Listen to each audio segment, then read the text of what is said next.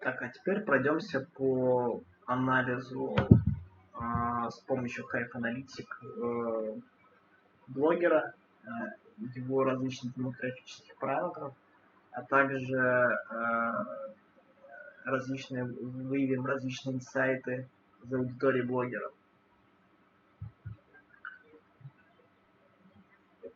В отчете мы видим то, что блогер находится большую часть времени в Вирджинии, Америка, разговаривает на английском языке, имеет engagement rate 5,2%. Здесь мы видим стандартные метрики по количеству постов, по количеству подписчиков и подписок. И вот здесь вот правее видим очень важный параметр, который рассчитывается с помощью наших алгоритмов, с помощью анализа как раз таки аудитории. То есть наша нейросеть проходит по каждому аккаунту в аудитории блогера и с помощью специальной скоринговой системы, основанной на нейросети, выявляет качество аудитории блогера. То есть у данного блогера качество аудитории довольно плохое, то есть я бы не рекомендовал у него делать рекламу. Здесь мы видим среднее количество лайков, среднее количество комментариев под постами. Следующее, это мы выявляем блогера на основе того, что он пишет в постах, на основе его дескрипшена, информации в био, на основе ключевых слов, и на основе контента ключевые интересы инфлюенсера. То есть мы выявляем топ-5 интересов и показываем их, собственно, в этом отчете. Далее идет спред по количеству лайков и комментариев к каждому посту. То есть при накручивании различных активностей этот график будет выглядеть так, что эти точки будут разбросаны по разным местам. Когда активность кучкуется, это значит, что есть какая-то логика, есть какое-то постоянство контента. Это считается довольно-таки хорошо при анализе такого типа метрик.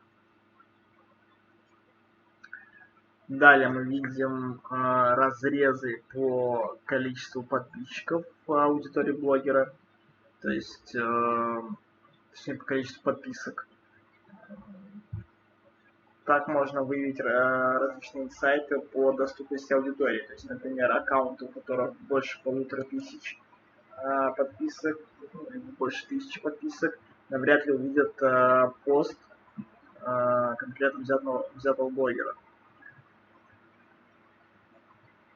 Правее мы как раз таки видим метрику, которая показывает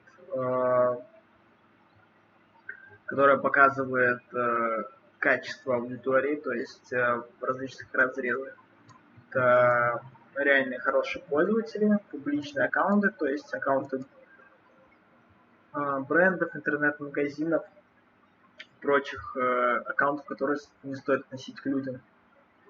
Масс-фолловеры, то есть это аккаунты, у которых больше 1500 подписчиков, подписок точнее, и подозрительные аккаунты, то есть так называемые боты.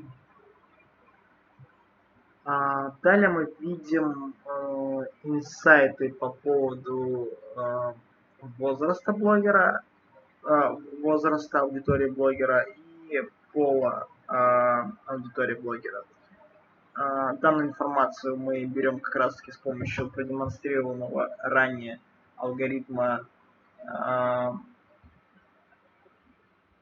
определения пола и возраста по аватарке, по контенту. То есть мы проходим по каждому аккаунту подписчика из аудитории блогера и смотрим на его аватарку, точнее нейросеть смотрит на его аватарку и определяет возраст. Потом все эти данные агрегируются и получается, собственно, такие демографические параметры. Далее мы видим аффилированность аудитории к различным брендам.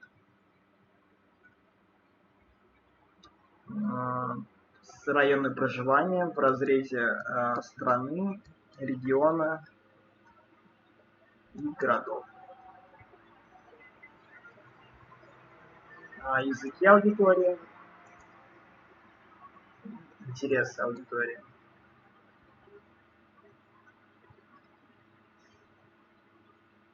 Далее эта информация будет полезна для различных авиаперевозчиков или агрегаторов авиаперевозок, ну и вообще тех, кто занимается логистическим каким-то бизнесом.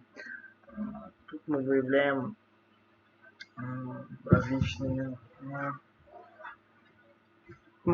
параметры по перемещению аудитории, среднему и перемещению как раз таки блогера. Здесь представлены параметры по перемещению блогера за последние 100 постов. Здесь указаны параметры по перемещению аудитории. Тоже там за последние 100 постов у каждого аккаунта. Ниже в отчете продемонстрированы популярные посты.